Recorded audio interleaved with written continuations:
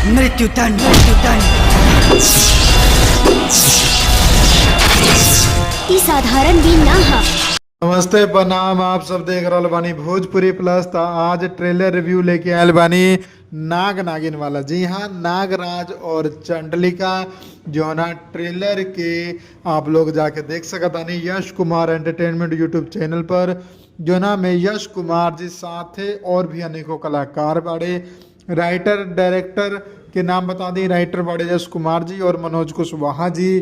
Director बाड़े राज किशोर प्रसाद Raju ji. Yash Kumar entertainment पर ई ट्रेलर आ चुकल बा। कहानी आप लोगन के बता दी, कहानी बा एगो ऐसन बच्ची के जौना के कुंडली में बा नाग दोष। जी हाँ, छोटा बच्ची बा, ओकर कुंडली में नाग दोष बा और नाग दोष इतना खतरनाक बा कि ओकर मौत भी हो सकेला। और उहो होबे करेला एगो नागिन के डसला पर ओकर मौत हो जाला।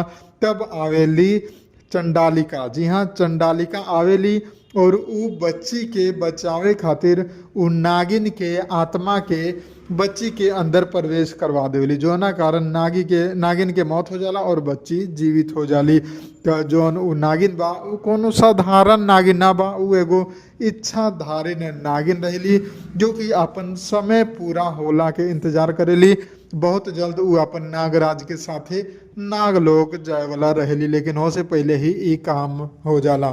तब आ जाले नागराज उ बच्ची के मार के अपन जोन मासूका बाड़ी ओकरा बचावे खातिर, यानी कि अपन नागिन के बचावे खातिर। लेकिन चंडालिका के कहला पर जोन बच्ची के घर वाला रहेला उ बच्ची के विदेश भेज देवेले और 12 साल तक उ बच्ची विदेश में रहली। और 12 साल उ नागराज जोन बा उ बच्ची के इंतजार करेला कि जब उ वापस आई तब ओके मार के अपन नागिन के जिंदा करम। लेकिन जब उ बच्ची 12 साल बाद वापस आवेली अपना घरे त नागराज देख के हैरान रह जाला, कैसे कि ओकर नागिन जो कि ओकर पत्नी रहली सेम टू सेम उहे शकल लेके उ बच्ची वापस आवेली। जी हाँ, सियान होला पर उहे शकल, उहे रूप ढूप, सारा चीज उहे रहेला। तब उहो सोचेला कि अब एके कैसे मारी, ये तो हमार प्रेमिका ही बाड़ी। तब ओके मारे के विचार निकाल देवेला और गांव में ऐसे ये भटकते रहेला। तब उ लड़की जौन बा ओकर गीत सुन के ओकरा पीछे मोहित हो जाली और ओकरा जब घर लेके आवेली तो ओकर दादाजी के पैरालाइज हो रहेला, एक तरफ के शरीर काम ना करेला।